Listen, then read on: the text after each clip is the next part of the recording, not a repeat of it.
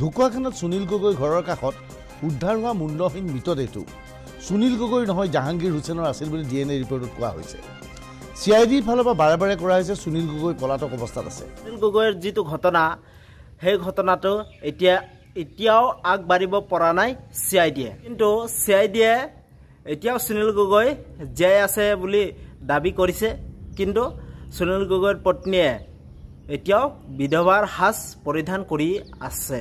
ঢকুৱাখানা সুনীল গগৈৰ ঘৰৰ কাষত উদ্ধাৰ হোৱা মুণ্ডহীন মৃতদেহটো সুনীল গগৈৰ নহয় জাহাংগীৰ হুছেইনৰ হয় বুলি ডিএনএ ৰিপৰ্টত কোৱা হৈছে। চিআইডি ফালৰ পৰা কোৱা হৈছে যে সুনীল গগৈ পলাতক অৱস্থাত আছে। তৎসত্ত্বেও সুনীল গগৈৰ পত্নীয়ে এতিয়াও বিধৱাৰ সাজ পৰিধান কৰি আছে কিয়? যিহেতু নেকি সুনীল গগৈৰ পত্নী পুষ্পা গগৈ সুনীল গগৈৰ মৃত্যু হৈছে বুলি ভাবি আছে। আৰক্ষীয়ে কৈছে যিহেতু নেকি ডিএনএ ৰিপৰ্টত যিটো নেকি মুণ্ডহীন মৃতদেহটো হৎকাৰ কৰা হৈছে বুলি জাহাংগীৰৰ মৃতদেহটো হৎকাৰ কৰা হৈছে বুলি আৰক্ষীয়ে কৈছে। যিহেতু নেকি এতিয়াও সুনীল গগৈ যে জীয়াই আছে, যিহেতু নেকি এই মৃতদেহটো যিহেতু নেকি জাহাংগীৰৰ মৃতদেহটো আৰু মুণ্ডহীন মৃতদেহটো তেওঁ হৎকাৰ কৰিলে, এতিয়াও যে বিশ্বাসত ল'ব পৰা নাই সুনীল গগৈৰ পত্নী পুত্ৰ আৰু তেওঁৰ সহ পৰিয়ালে। যিহেতু নেকি IGP সংযুক্তা পৰাশৰ চিআইডিৰ সংযুক্তা পৰাশৰৰ মতে এতিয়াও জীৱিত অৱস্থাত আছে সুনীল গগৈ, কিন্তু তাত সত্ত্বেও বিধৱাৰ সাজ পৰিধান এৰিবলৈ এৰা নাই যিহেতু নেকি সুনীল গগৈৰ পত্নী পুষ্পা গগৈ। যিহেতু নেকি সুনীল গগৈ জীয়াই আছে বুলি প্ৰমাণ পালেহে বিধৱাৰ সাজ পৰিধান কৰা এৰিব সুনীল গগৈৰ পত্নী পুষ্পা গগৈ। যিহেতু নেকি সংযুক্তা পৰাশৰে তেওঁ ক'লে, পুষ্পা গগৈ ক'লে যে আপুনি কিয় বিধৱা সাজ পৰিধান কৰি আছে? যিহেতু নেকি বডিটো আপোনালোকে গম পাইছে জাহাংগীৰ হুছেইনৰহে হয়, সুনীল গগৈ এতিয়াতো জীয়াই আছে।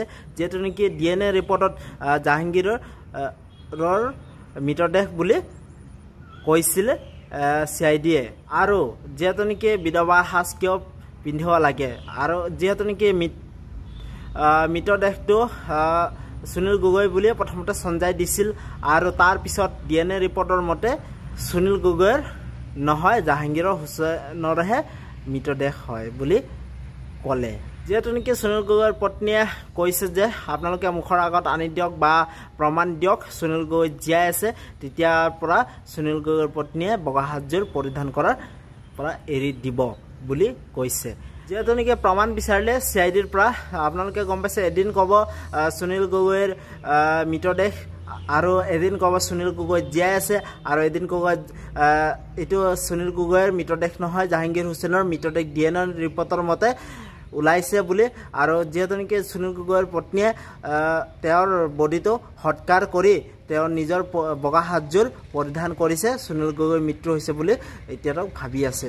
কিন্তু চিআইডিয়ে কৈছে এতিয়ালৈকে সুনীল গগৈ জীয়াই আছে, আপুনি বগা সাজযোৰ নিপিন্ধিব। যদিহে জীয়াই আছে সুনীল গগৈ তেতিয়া প্ৰমাণ দিয়ক, তেতিয়াহে ক'ব তেওঁ বিধৱা হৈ থাকিব নে সধৱা হৈ থাকিব সুনীল গগৈৰ পত্নীয়ে। সকলো কথা সংবাদ মাধ্যমৰ ওচৰত খুলি ক'লে। তেনেকৈ সুনীল গগৈৰ পত্নী পুষ্পা গগৈয়ে তেওঁৰ মুখৰ আগত আনি দিয়ক, যদি দোষী হয় সুনীল গগৈ তেওঁ কি ব্যৱস্থা ল'ব লাগে সেইটো ল'ব পাৰে, আৰু আৰক্ষীয়েও যি ব্যৱস্থা ল'ব পাৰে সেইটো ল'ব পাৰে বুলি সকলো ধৰণৰ কথা ক'লে সংবাদ মাধ্যমৰ ওচৰত। যিহেতু নেকি সুনীল গগৈৰ পত্নীৰ সৈতে সংযুক্তা পৰাশৰে চিআইডিৰ IGP সংযুক্তা পৰাশৰে সুনীল গগৈৰ পত্নীৰ সৈতে 24 ঘণ্টাৰ পূৰ্বে তেওঁ আলোচনা কৰিছিল, সকলো কথা সুনীল গগৈৰ বিষয়ে আলোচনা কৰিছিল। সেইটোৱে মই এই ভিডিঅ'টো বনালোঁ। তো আপোনালোকে মোৰ ভিডিঅ'টো যদি চাই ভাল পালে প্লিজ আপোনালোকে লাইক আৰু কমেণ্ট কৰি জনাব। তো নতুন এটা ভিডিঅ' আপোনালোকক লগ পাম। তো ঠিক আছে, বাই বাই।